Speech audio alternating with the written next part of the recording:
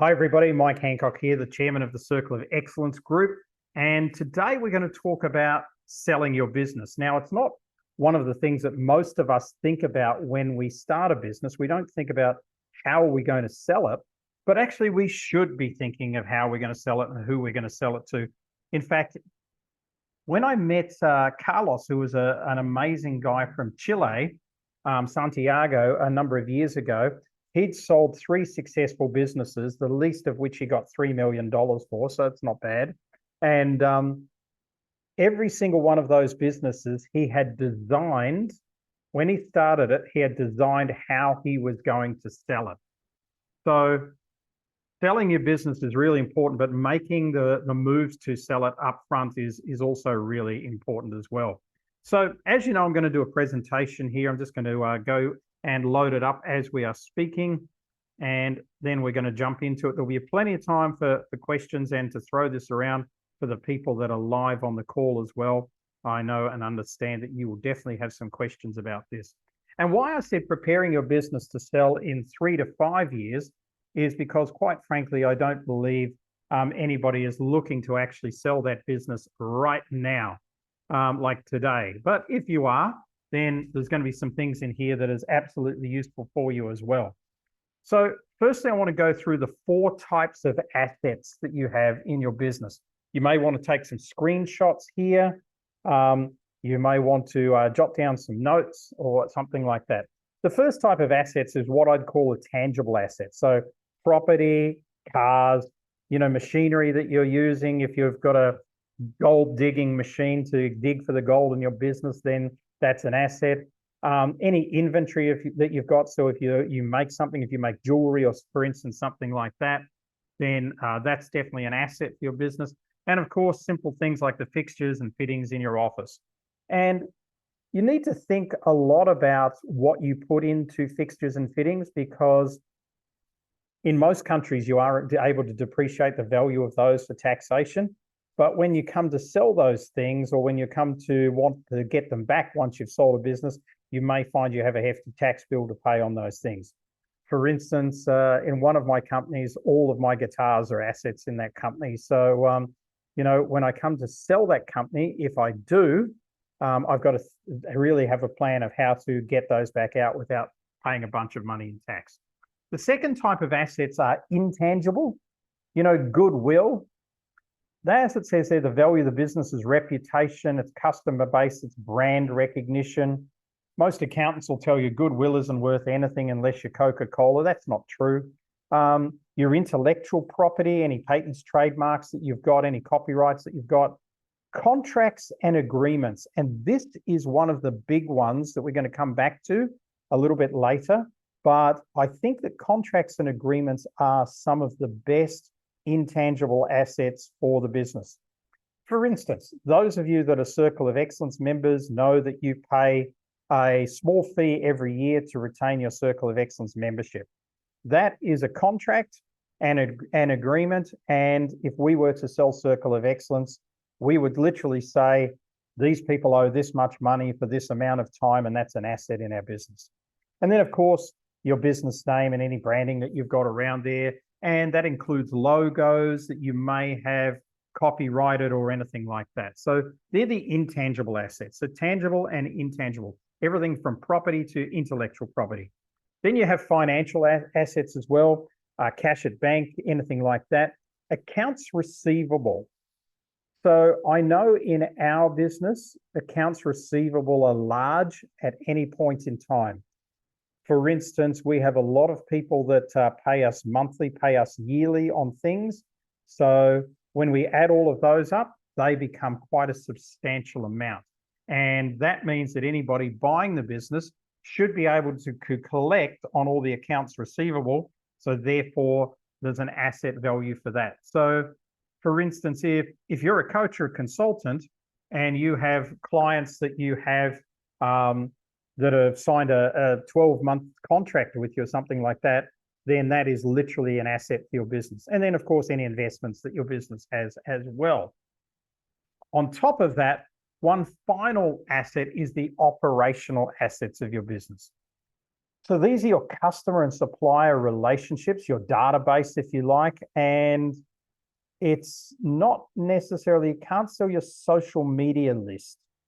You can probably talk it into something else that I'm going to talk about soon, but I wouldn't see it as an asset, but your asset would be your MailChimp list or something that's off-site like that.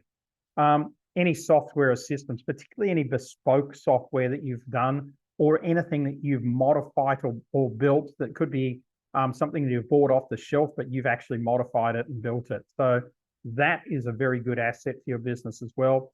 And then any leases that you've got also, and any licenses that you've got as well can be operational assets. So these are the 4 types of assets: financial, operational, tangible, which is real estate and cars and things like that, and intangible, which is intellectual property. I know I'm already boring you with all this stuff, but we're going to keep going, don't worry. So what are traditional methods of valuing businesses? And I've stuck here to service businesses because in service businesses, most of our clients are in some type of service business. So the first one is earnings before interest, taxes, depreciation, and amortization. Okay, amortization means something's worth this now, but it's worth that in the future. Okay, so for instance, if you had an investment fund that you were adding in, but you think it's going to be worth X amount in 12 months' time, that would be amortized. And then the second one is what they call seller's discretionary earnings. So I don't know about you, but we take salaries out of the business. We have superannuation that the business pays on our behalf. There's probably some entertainment and travel that the business pays that's partially ours. There's a car or something like that. There's phones. There's other things that you have. So this is sort of things that you would have anyway, but these are things that the business could pay for, so they become value and assets of the business.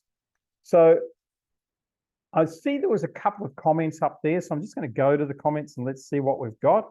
Goodwill can be worth a lot. I see that with IP, patents, design, registration, etc. 100% Philippe. Okay, so with that, let's have a look now at what are the ways that some of the businesses that we may have, and we could do all of them, but they're easily Googleable to get a range. But let's have a look at professional services. Accountants, lawyers, insurance brokers, anybody who's seen as a professional, management consultants, etc.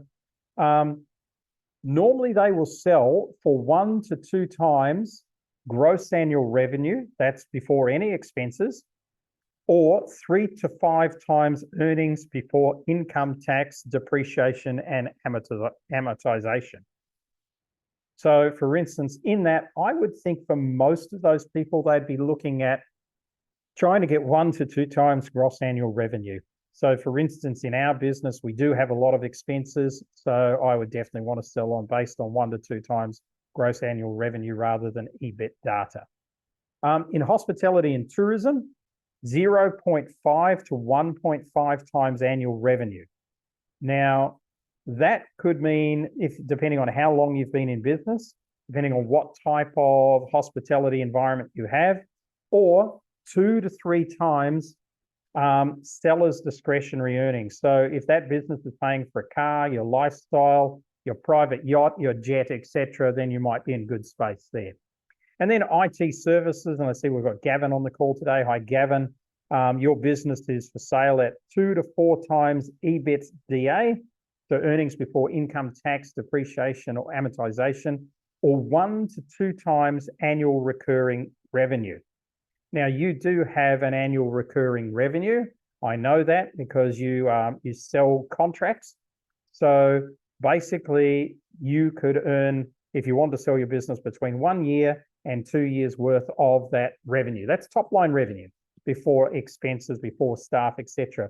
So when you look at that, depending on how many staff you've got, depending on how many leases you've got, depending on how many properties you've got, or what else you're paying for in your business, getting 1 to 2 times gross annual revenue or recurring annual revenue could actually be quite a good figure for many of you. And you may even consider selling your business today if you were offered that. So this is just a little bit of background to sort of get you thinking about this, because, you know, it's rare that we have anybody on these calls who's under 40, okay? When I say that, I know we have them, but it's rare. So most of you are over 40. So you should be looking to turn over a business at least once or twice in your life so that you can basically get a nice chunk of change before you move on to the next thing as well. Let's move on. This is what I call the business valuation matrix. And it's really, for me, the 4 key areas that if you work on these, that you can really get a nice business valuation going for your business, like a real business valuation. So one of them is strategic value, and I'll explain that in a minute. The second one is story. Yes, your business is based on the story that you tell. It's crazy that you can make money based on how well you tell your story, but you can. Just like you can get clients on how well you tell your story, you can get a greater sale for your business on how well you tell your story. It's based on hard assets. We've looked at those, property, the systems that you have, software and things like that, but it's also based on what I call the system. And that is how refined your system is, that I can walk into your business today, take over, and that it'll work for me. So that's what I mean by your system, okay? A business that has little value is a business that I walk in today and I've literally got to rebuild systems, and this doesn't work. And how does how does acquisition talk to servicing, talks to the IT, et cetera, et cetera. That's not going to work. An integrated system creates a lot of value in a business. Let's dig into a couple of these. And by the way, if you have any questions, just put them in the chat and I'll get to them. So I mentioned strategic value as a focus. I look at this as being, what's your wow factor, right? That's going to make somebody go, wow, I have to buy this business.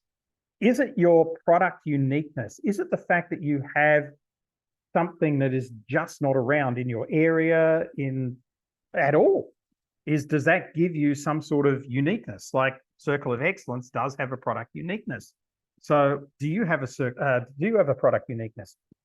Is it a customer related value? Is it something that you're doing for customers that's just keeping your retention at such a high level? Or are you losing customers left, right, and center? Is it your brand that people want? And, there are some brands out there that you may want yourself.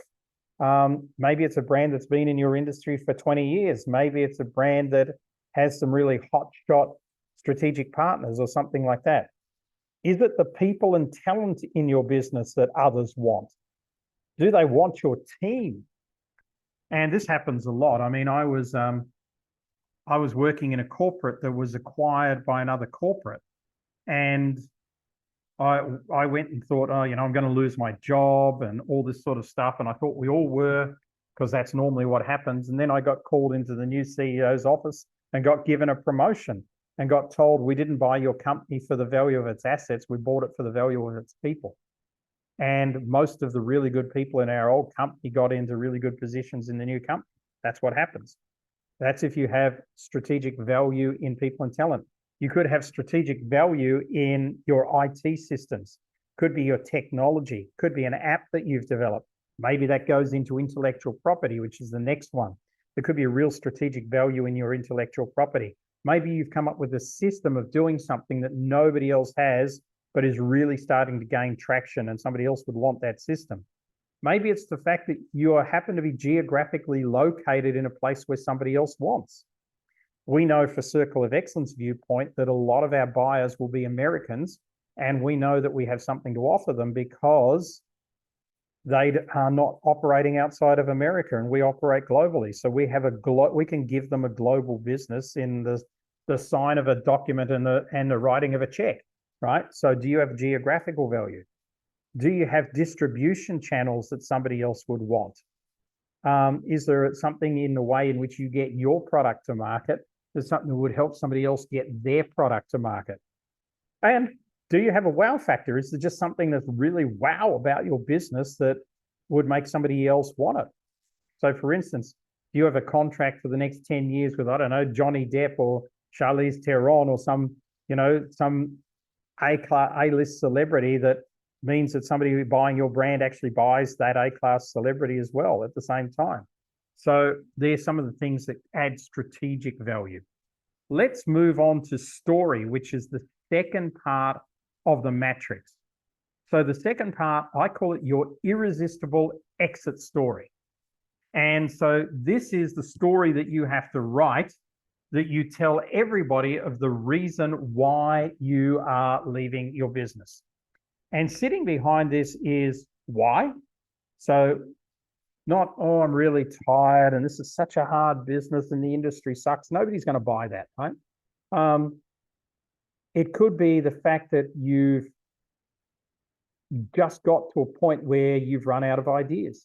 It could be to the fact that you have always been able to build businesses to this point and can't build them any further, and you give them to people who can.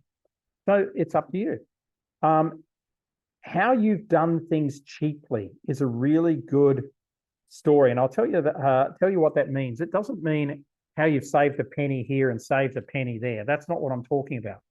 What I'm talking about is how you have really just given the basic levels of everything to your clients and it's still worked.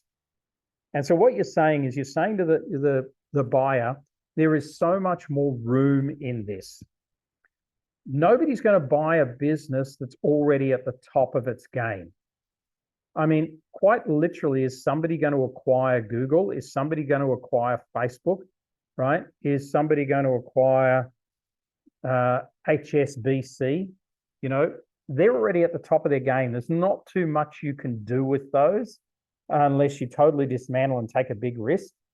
But you want to buy something where the owner's done something, but you think you can do it so much better. And you're prepared to throw a few bucks at it to get it to be so much better. That leaves where there's so much more room in this for a buyer. You've got to leave fat in this for the buyer. So it's not that you try and screw everything out for yourself. There's got to be some fat in this for the buyer. Your irresistible exit story could be about the future of the marketplace. It could be about the future of going global, and because of your family issues, you don't want to, or something like that. Your irresistible exit story should include the fact that you've been a highly sustainable and profitable. So they're all the numbers that accountants wants to see, right? But you can sell a business for a really good amount if you don't necessarily have profit. I mean, so many times you've seen online that businesses that have never, ever, ever made any money have sold for an extraordinary amount of money. I remember WhatsApp being sold years ago for $18 billion. It didn't even have a revenue system at the time. So sustainability people are looking for, that keeps the accountants happy. And lastly is the reason for the sale. So people want to know why you're getting out, what you want to do. And it could be logical reasons, like I've done this for 10 years. I'm just feel that I'm not operating at my best. I feel I need to freshen up. I need to take some time out. I want to be with my family. I'm going to move to Paraguay. It doesn't matter what it is, as long as it makes sense for you in your irresistible exit story and it makes sense for the buyer as well. Let's have a look here, what we've got here. Okay, good to know. Andrea, the big ones for us, the Brisbane Olympics 2032, those contracts are gold. Exactly, right? So that's really good. So there may be something, just like Andrea says, in what's that, 8 years, they're going to have the Olympics in her city. So if she can get an Olympic contract and then sell this business with that contract, it's going to be far more value.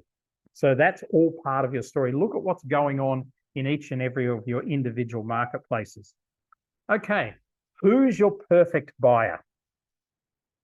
Well, here's a screenshot you may want to take, because there's some questions here that you should be answering. Firstly, what are your current 10 strengths? The reason why I asked that question is because answering these questions are going to get you much closer to your perfect buyer. Next question. If the barriers were removed in your current business, what could you or it become? Now, those barriers could be, they could be the quality of your staff.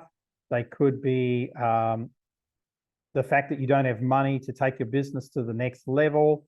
They could be something that's happening in your industry. It could be some reputation damage. It could be anything like that. So you've got to really give thought to that. If barriers were removed, what could you become? And then what big moves could you make? If you were unrestricted, what big moves could you make? Would you buy a competitor? Would you put on another 20 staff? Would you open an office in Uzbekistan, right? What would you do? And what are 3 things that you feel that buyers would want from a business like yours? Once you've got this, and you may need to do some research into the last one, but you probably need to do some research into all of them. But once you've got this and the answer to these top 4 questions here, you can start to ascertain who might be the perfect buyer. And you don't have to be waiting to sell in order to do this. These are things you should be doing now. I mean, we had conversations last year with some people in America, and it was so interesting because I've always thought the perfect buyer for Circle of Excellence would be a marketing company. But our American friends tell us it's an events company. So interesting, right? Not something we'd ever thought of. But once we work through the why of it, we go, yeah, that's absolutely makes sense. So have a look at who your perfect buyer is by asking yourself these questions. And that's going to give you some real good insights into this. Okay, moving right along. Who would you be of strategic value to? So remember, if we just flick back to strategic value, this is strategic value. So you have product uniqueness. Maybe you've got some great people. Maybe you've got superb intellectual property. Maybe you've got incredible distribution channels. So who is that of strategic value to? So I just put down a couple here to stimulate your thinking. If I'm an insurance broker, I would definitely want to acquire an accountancy firm, because an accountancy firm would have a range of business clients, all that need business insurance, and I can make a lot of money out of that if I'm the preferred supplier and if I have a relationship. If I'm a designer, I'm of real use to a real estate developer. Why? Because if they had a designer in-house, they can keep all the designs in-house and clip the ticket on everything that's going on from the time they hand over a property to the time the person moves into the property.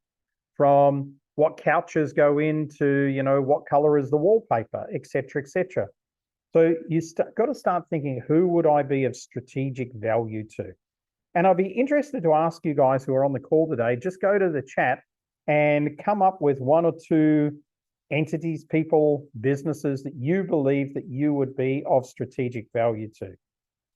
So if you're a coach, who are you strategic value to? If you're a speaker, who are you a strategic value to? If you are a designer, who are you a strategic value to?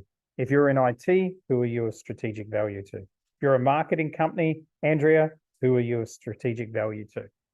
Let's move on while you're thinking about that. I want to see some of those in the chat. There's the first one coming in. Let's see what we've got before I move on. I always like to see what I've got. A family office that invests in companies that manufacture products. That's a great idea, Philippe. So maybe you can start thinking of and writing down some of those names. Insurance brokers, cyber liability assessments. Very good, Gavin. Okay. Starting to get some thinking there. A medical device company, absolutely. Or, Stephanie, it may be somebody who wants to do other things in the medical industry, but aren't in the device market, for instance. Nadia, accountants and security companies, very good. Andrea, we're developing strategic relationships with accountants as they don't have marketers, but they appreciate the investment necessary to be successful. Very nice. Okay, very good. First step, whenever you're looking to prepare your business for sale in 3 to 5 years, you need to get your house in order. And what I'm talking about is the system here, the system of your business. So this is as simple as, and I think it's in module 12 of the Circle of Excellence 12 modules. But I think it's as simple as creating a operations manual. Now, this would be digital and online. It doesn't have to be hard copy, but hard copy is really useful when you're selling something. And in that manual, you would want to have all your branding protocols. What are your colors? What are your fonts? What are your key statements? What's your mission, vision, and values? What are your values, etc.? You know, what's your one sentence to the world? What are your three words? All of that stuff. Then your workflows. So the phone rings. We answer it after 3 rings. Then we push them to either new business, customer service, or whatever else it is, etc., etc. That's a workflow. So having those workflows, documented flow charts, etc., etc., really good. Templates. This is our assessment software. This is how we take a client through a strategy session. This is how we implement this procedure with a client. That would be a template. Training videos. Can't tell you how important they are. Loom and Zoom, right? Loom and Zoom. So whenever you're doing something online, for instance, this has been updated at least with us in the last couple of years. So we use a marketing funnel software. So we will be building out a marketing funnel. So what we'll do is we'll just turn on our screen capture software, and we will record us building out a profile, building out some type of funnel. And so therefore, as we're building it out, we're literally talking whoever we need to train through how it's done. And that's how you do it. So by the time you finish that, you've got folders and folders and folders of great training videos that anybody can come in and work out how to run your business right from day one. Your CRM package as well. So, you know, what are you using in terms of your customer relationships? How does that work? How does that integrate with the workflow and etc.? What's the training videos on that? Your financial systems. When do you invoice? What do your invoices look like? What's your credit control system, etc.? Your sales systems and your marketing systems. This is our funnel marketing. This is how we capture people into a first interview. This is how we pitch them, etc., etc. And then all of your HR contracts. For all the job profiles up to date, signed, sealed, delivered, knowing what you're going to experience in leave, knowing what your leave issues are, knowing that if you had to retrench people, how much you're going to have to pay them, all of those sort of things in your HR system. Just as you go, now this might seem very all-encompassing, but it doesn't have to be. You just have to use your brains. So, you know, if you're looking at your brand at any point and go, oh, is my brand in my branding folder? No, quickly, let's put my mission, vision, and values in my branding folder. Okay, oh, now I'm doing a new funnel for this new event that I'm running. Oh, should I create a training video for that? Yes, I should. Okay, let's switch on Loom and capture that at the same time. CRM, same thing. Capture it on Loom or some other type of system as you go through it. That's the way to do this, and then build that out. And, you know, how many things have I got down here? 8 things. So these could be your 8 modules of getting your house in order. These could be your 8 modules of your operations manual. And in the financial is insurances. When do they come due? Who pays them, etc., etc. By the way, Nadia will tell you she has a wonderful product, Act On Routine, that will help you automate all those processes so you don't even have to think about it anymore. So she's on the call. If you want to talk about that, go and talk about it. So getting your house in order. Now I've got a couple of case studies, and then I want to round this thing up and go to questions. Case studies number 1, David Reed Homes. This is a New Zealand-based company. I purchased a franchise of that company for $175,000. 12 months later, I decided I wanted to sell it. I went and got business valuations in everything from business brokers to accountants. Accountants valued me low at around $300,000 because I'd moved from a new franchise, which was 175, to a going concern. I had staff, I had contractors, I had a rented show home as a premises, right up to $900,000, which was what some of the more sophisticated business brokers said I was worth. I sold the business for $483,000. So what's that? Nearly 3 times my money in 18 months after I bought the business. But here's the thing that I want to share with you, because I want to tell you the story behind this for a minute. I wasn't operational in the business at all. I had somebody who ran it. I bought it as an investment, basically. But because I'm strong at sales, we really sold a lot of houses. We sold a lot of houses in that 18 months. Most startup building companies might sell 6 in the first 12 to 18 months houses. We sold 28. So there was a lot of houses sold, and that means that the cash flow was looking good. My problem was then I had to build them, right? I can't even change a light bulb. So I had people to do that.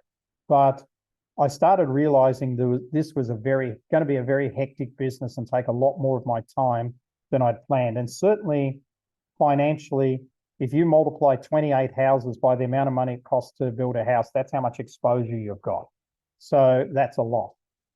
So I realized I didn't want that much exposure. So therefore I decided I wanted to sell. So I could have pushed the price up to 700,000 or 800,000, but we eventually agreed on a price of 483,000 because I made it irresistible. So by coming down from the price of closer to the 900,000 to a price that was irresistible for this potential buyer, who was from the trade, so he knew how to build. But what I gave him, what I discounted for him, was I gave him all my liabilities. Normally in a company like this, and some companies are the same, if you sell it, you're not out of the liabilities. In fact, it lasts for 7 years in a building company. So I didn't want to get a phone call 5 years later saying my plumbing's broken because somebody you hired didn't do the right job. So I sold him the liabilities and we agreed on the price of 483,000. I was happy, he was happy. Guess what? In the first year, some liabilities started to come in. I'll tell you what one of them was. The person digging the site on one of the houses broke through the sewage pipes and flooded the subdivision full of sewage. That was $30,000. So I had heard of 3 or 4 of these were all in the high 20s to $30,000, and I started to feel really guilty. I started to feel guilty that this guy may have been sold something that, because we were so good on sales, that now he's got to deliver, and you know, there's not necessarily the money in there to pay all these ridiculous bills. So I went and saw him, and I was going to offer him some money back, and we went for coffee. And I said, gee, I hear things have been rough for you. He said, yeah, he had that job, and there was a couple I didn't know about, things like that. And I was almost about to say, listen, let me write you a check for some money back because I feel bad, right? And he said, but I've solved it. I sold half of the business for the exact same amount that I bought it off you from. And that was 6 months after he bought it from me. So that business went from 175,000 purchase price as a franchise that didn't exist at all. It had nothing, to within 2 years being sold for $966,000. And he'd sold his half for 483. So he got all his money back, which enabled him to fix the problems. And that business traded for another 4 or 5 years after that before he eventually sold it himself. So that's case study number 1. I want to use that case study to show you that there are differing values, and those differing values are all perceptions. None of this was documented. None of this was based on any formula that any accountant came up with, right? It was based on, hey, the franchisor sold me the business because he said that's the price. And there were other franchises and they paid that price. So I paid that price because I wanted the business. Then when I went to sell it, all sorts of people told me it was all sorts of numbers. So that was difficult. So obviously I wanted to push it up around the 900. But then when I started realizing that that would give me 7 years worth of liabilities, I started negotiating with my buyer and I got a really good price for my business. It was a really lucrative sale.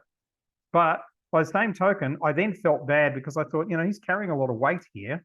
But lo and behold, he sold half of the business for exactly what he paid for it within 6 months of buying it for me. And he'd not made one more sale. Not one more sale had he made. So he only had the 28 sales that I had made. So business value are very relative to storytelling, history, and who sees what in the purchasing. By the way, who paid the 50% for the $483,000 off the builder that bought it from me? The answer was a real estate agent who wanted to get in the business of building. And guess what he could do? Sell real estate. So therefore they had this sales problem solved at the same time. Let's have a look at case study number 2. This is Paul Englington. Now, Paul was a plumber. He was one of the first Circle of Excellence members. He joined in August or September 2011. So that's 13 years ago. Then about a year or two later, he wanted to sell his plumbing business and buy a retreat. But in fact, after thinking about it for a while, he came to me and he said, I'm just not going to sell this. It's not worth anything. I'm going to give it away. So I said, no, Paul, don't do that. I said, let's work on this. So it took us about 3 months, and we built out a system like an operations manual. We built out his customer list, and we got him, because he had a whole lot of regular customers, sent him around to sign service level agreements with all those customers. So now the business had some contractual value, which are agreements values, which I talked about earlier in this call. And guess what? He didn't get a fortune for the business, but he was able to sell it to another plumbing company for $25,000 that he never would have had. So, and this is 13 years ago. So let's call it $40,000 today that he never would have had. And it just took 3 months of him doing a little bit of work, which he was probably going to have to do anyway, just to wind things up. So this taught me a valuable lesson. And that valuable lesson was that every single business has a saleable value. It doesn't matter whether you're a lone life coach charging $90 an hour for your coaching, your business has a value. So I want to finish up and then we'll go to questions with 5 things to do right now. So the first thing is to get your irresistible exit story. So what is it that you can craft as a story that's going to make a potential buyer go, wow, this is actually really good opportunity for me. I should really consider this business. By the way, business brokers and accountants and people who generally sell your business aren't going to come up with an irresistible exit story. They're going to talk about numbers and what you turned over and how much profit you had, and it's putting me to sleep, right? Secondly, you need to understand your strategic value. So, and what your strategic value may be to different audiences. So you have certain clients and they are of value to a certain audience. I know of property management companies that have been bought by investment houses because they're full of landlords who invest, right? So if you've got a property investment company with 1,000 landlords in there, then you're worth something to an investment house. In the property management era, you might only be worth 1 to 2 times your revenue, but to an investment house with the right story, right strategic value, you might get 3 times. So that 3 times is an awful lot more for you. So number 3, build out your system. So go and map out your operations manual. I've given you some perspective on how to do it.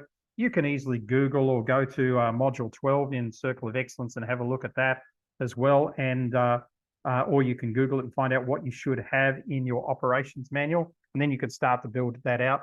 Loom and Zoom are your 2 best friends. Just remember that. Introduce yourself to perfect buyers. So who's a perfect buyer for you?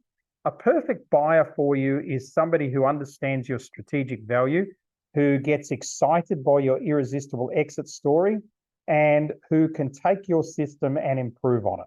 That's a perfect buyer. And introduce yourself now. You don't have to sell now, but you want to create a relationship with these people so that if and when you do want to sell, you can go to them and say, hey, I'm thinking of getting out. Do you know anybody who? And they'll go, me, I want to talk to you. Make sure that you're profitable and sustainable. Now, as much as I've just told you, plenty of businesses get sold that are not profitable. In fact, I'm not even sure our building company was profitable. I know it would have been. We made some profits. There's no doubt about that in the 18 months I had it. But when you have a startup, I mean, how many profits do you really make in the first 12 months? But I think it's very wise to make sure that you're turning a profit and that you can prove, particularly when it comes to the seller's discretionary earnings, that you can prove that The business pays for your car, the business pays for your laptop, the business pays for your phone, the business pays for your lunches that you shouldn't be putting through the business, et cetera, et cetera, et cetera. All of those sort of things. Make sure that if you just do those 5 things, then you'll be really, really set for selling your business and making some good money out of it in a few years. And it doesn't have to take that long. I'm just assuming you don't want to sell it right now. Let's go to the questions and to the chat. Okay. How to find the perfect buyer. Okay, I'll get a little bit to that, Greg. So, Loom, thanks, Philippe. So, Greg, how to find the perfect buyer? Firstly, is you've got to understand who your business is of value to. Hi, Greg. I hope you're enjoying Australia, by the way. So, your business may not be of value to people who do what you do in your industry. That's the first common misconception that I think that people selling businesses make. They go, oh, I have a tech business, so it is going to be of value to another tech business. That's not the case at all. It may be of value to something entirely different. So as I said to you, why did I think Circle of Excellence might be of value to marketing companies?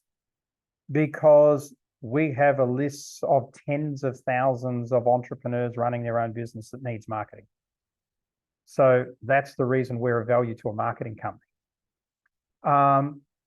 Why did our American friends tell us we're of value to events companies? Because they are in America, it's a tough market. They want to go global and they want to get footprints in other countries. And we have people that are used to coming to events. So that's why they thought that. So you've got to look at it from, that's the strategic value. You've got to really think hard about that, about who you're of value to.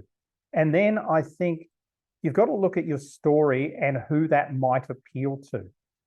So for instance, we are definitely of value to a husband and wife team that would love to do what we do, because we've proven to make a husband and wife team work, and people like a husband and wife team in our business. So that's part of our irresistible story, if you like. So part of your irresistible story, Greg, is the amount of time you've had in franchising in your life. So, and how you understand how to multiply businesses through franchising. So that could be part of your irresistible story. Any other questions that we've got from anybody? And also, what are you thinking at the moment about your own business? What has this triggered for you? Would anybody like to share? Hi, Rowder, by the way, nice to have you. Hi, Edward, nice to meet you. Lovely to have you here. And hi, Gavin. Gavin, was that a hand up saying hi, or was that a hand up saying you wanted to say something? No, just something to say something. So our business, all our SLAs are based on a month-to-month. It's just kind of an agreement that fell into place. Obviously, coming up to wanting to sell the business, I'll need to have those customers locked into a contract term. Does it make it more attractive? Absolutely, 100%. And already what you've got is, if you've got a month-to-month, and let's say your average client stays with you for 28 months, then already that's part of the selling value of the business, because whenever a new client is brought onto your business, you can assume that they're going to stay for 28 months. To get it contracted is just going to make that so much easier. If you contract for 12 months and it becomes recurring, that is going to make it so much easier. Okay, Andrea, I am repositioning to exit in the next 3 to 5 years. Perfect. So maybe you can tell us, Andrea, what are you doing to reposition? So we've got a few avenues that we're starting to put into play here. One of the first things I did was I had the current marketing company as a trading as, so it was trading under my main ABN, which you can do down here in Australia. So what we've done is we've set out your marketing machines that will essentially become its own separate entity. The team I've kind of absorbed their businesses are coming in under the one umbrella under YMM. And so essentially they'll come in as the shareholders.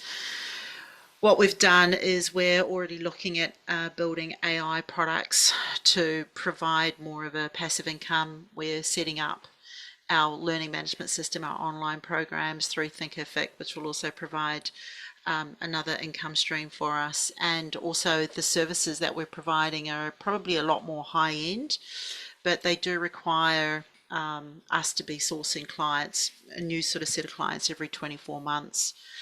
The fourth thing we're also doing is, and as I mentioned before, there's the Brisbane Olympics, touch wood, the new government doesn't cancel it. But those contracts are invaluable. So having contracts that are sort of 5 to 7 years out from the games, they're the gold. And even one of the things that they do down here is every sort of 2 to 3 years, they also put out government supplier panels. So we're working the process at the moment to become a government supplier, because once you've got those kind of contracts as well, that really adds to the value of your business. And just through following the COE program and I guess your guys' teachings, we're really starting to shore up a lot of our internal infrastructure. So a lot of our systems and processes, a lot of our models are all being finalised. So we've already got quite a fair bit in play. We're even creating things like implementation document plans, because we're a service. People go, what do I get? You know, if I spend 100 grand with you, what do I get? And of course, we provide something that's intangible with hopefully an outcome. So we've started to create implement document plans so that essentially we can show this is what we've kind of got to work through, and this is essentially where we're going to be taking you on this journey. So there's quite a lot there that we're really starting to bed down. The guys are taking a lot out of me in regards to what's in my brain, because, you know, when you've done a lot of stuff, you kind of just act on autopilot. And then I'll say something and they go, no, we don't know about that. So I've got to go to the whiteboard, draw it. And the guys now record me while I'm explaining something. So there's a lot there. We're building infrastructure, building passive incomes, building online management systems, building implementation document plans. So there's a lot. Beautiful. That's great. Thank you so much. And I think that's a really good synopsis of starting to make some good preparations for that. Thank you for your comment, Rowder. Is there anybody else that would like to say something or ask a question? Well, this is definitely something that I think that you should maybe go back and re-look at the recording as well if you are thinking of starting to position your business for sale. You know, we covered a lot of ground in about 40 minutes there, so there's definitely things to think of. Greg, I'll just read your comment here. I've been looking at the organisation teach people the opposite of what we are talking about today. They teach people to buy businesses, no money down. As you know, it can be easier to improve a business than to start a new business from scratch. 100%. So Aaron Sansoni, I know Aaron well, did some work with him probably 10 years ago. Now he's a really great guy based in Melbourne. So, they're good things to do, and you can really buy businesses pretty cheap as well. And that, remember, if you buy a business and acquire it, if it's got products or it's got client base or it's got something that you need, it increases the value of your business exponentially also. Folks, thanks so much for being on the call today. Paul, great to see you. I think I've mentioned everyone. Edward, great to see you here. And Nadia, Bert, I've missed Bert and Adila. So great to see you guys here as well. Look forward to seeing you again on our next Global Intelligence Update. I'll catch you all later. Bye. Thanks, Mel. Bye.